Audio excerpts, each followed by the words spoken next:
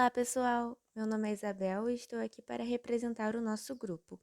Eu vou falar um pouco sobre o assunto e o projeto elaborado por nós para o NEP3. E o tema que escolhemos abordar é Acontecimentos no Permiano. O grupo é composto por 4 discentes: Isabel Cristina, Laura Santiago, Wesley Rosa e Juliana Valeriano. Nós fomos orientados pelo professor Lúcio Caetano. Antes de começar a falar sobre o período permiano, vou dar uma breve introdução sobre tempo geológico.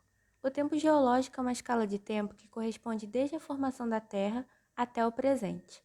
E para fins de um melhor entendimento e estudo da evolução na Terra, foi dividido em unidades menores, que são os éons, eras, períodos, épocas e idades. Os éons correspondem a um intervalo de tempo muito grande. A história da Terra está dividida em 4 éons: Adiano, Arqueano, Proterozoico e Fanerozoico.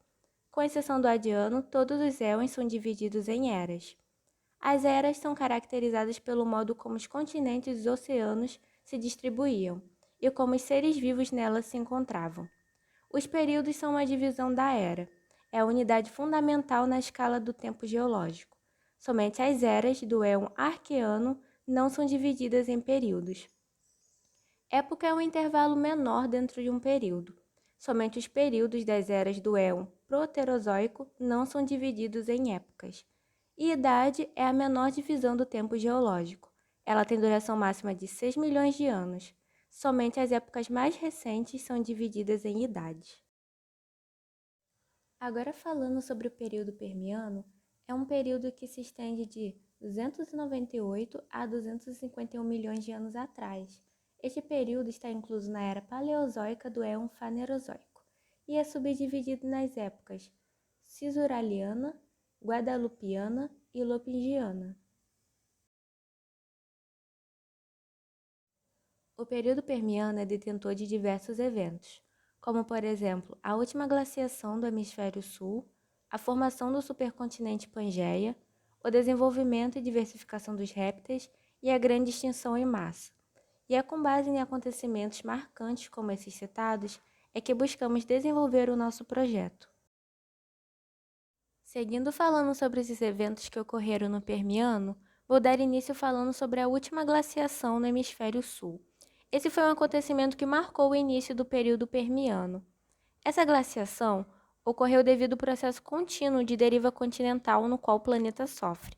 E dessa forma, nessa época, a massa de terra que hoje é conhecida como América do Sul estava localizada muito mais ao sul do planeta, estando próxima do Polo Sul. E isso proporcionou uma glaciação, onde atualmente temos um clima predominantemente tropical.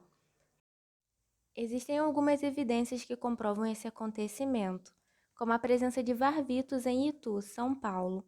Os varvitos são rochas sedimentares que se formam por processos típicos de ambientes glaciais. Eles são formados no processo de degelo e congelamento. No verão, havia o derretimento de massas glaciais. O degelo libera água e, com isso, os sedimentos são carregados para um lago próximo a essas geleiras. E quando chegava o inverno, havia o congelamento novamente.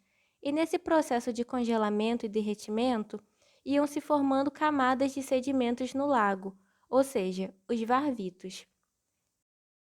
E também é válido enfatizar que esse evento de glaciação que ocorreu no Permiano é apenas no hemisfério sul, já que a glaciação no hemisfério norte ela não ocorreu ao mesmo tempo que a do sul. No Permiano também teve a formação do supercontinente Pangeia. A Pangeia foi uma colossal massa sólida que formava um único continente, o qual era cercado por um único oceano, o Pantalassa. Esse supercontinente foi se moldando até o fim do período Permiano, e a partir do período Triássico foi quando se teve início a sua separação. O desenvolvimento e diversificação dos répteis foi um evento marcante na fauna do Permiano. De modo geral, na fauna do Permiano, ainda não existiam líderes anfíbios, mamíferos, lepidоссauros e nem dinossauros, mas os ancestrais de todos esses grupos já existiam. Os répteis presentes no Permiano eram os sinapsídeos, grupo este que atualmente corresponde aos mamíferos e seus ancestrais. Esse grupo ele era dividido em pelicossauros e terapsídeos. E a partir desses sinapsídeos, um grupo se diversificou e deu origem a um outro grupo, que são os sauropsídeos, que atualmente corresponde aos répteis atuais e os seus ancestrais, além de que também tinha a presença de anapsídeos. E também teve o evento da extinção em massa. Foi um evento que marcou o fim do período Permiano, assim como o fim da Era Paleozoica. Foi a maior extinção em massa que se tem registro na história.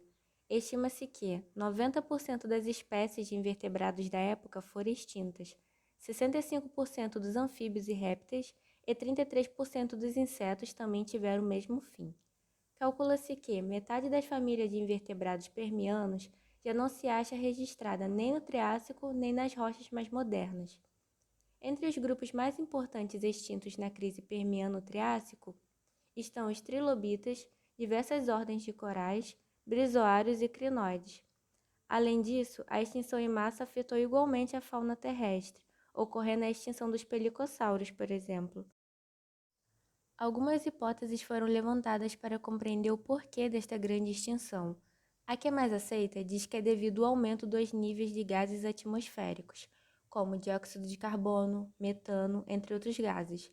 A presença de muitos gases na atmosfera se intensificou com erupções vulcânicas, que lançavam ainda mais gases. Causaram diversas mudanças climáticas na forma de aquecimento global. E junto a uma queda nos níveis do mar em escala global, piorou ainda mais essa crise. Independente da causa principal dessa extinção em massa no Permiano, o fato é que a biota da Terra mudou dramaticamente. E esses acontecimentos aqui apresentados que ocorreram no Permiano, eles são falados de uma forma mais aprofundada no nosso material pedagógico, que foi a produção de um podcast. O nosso objetivo com a elaboração de um podcast é criar um material pedagógico simples que possa despertar o interesse sobre o tempo geológico e possa ser utilizado por alunos, professores e a quem se interessar pelo assunto. A metodologia aplicada para a elaboração do nosso material, primeiramente, foi uma pesquisa bibliográfica sobre o assunto.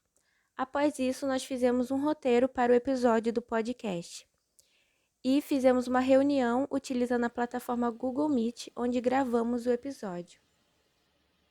O nosso podcast pode ser acessado através do link ou também por esse QR Code que está sendo apresentado.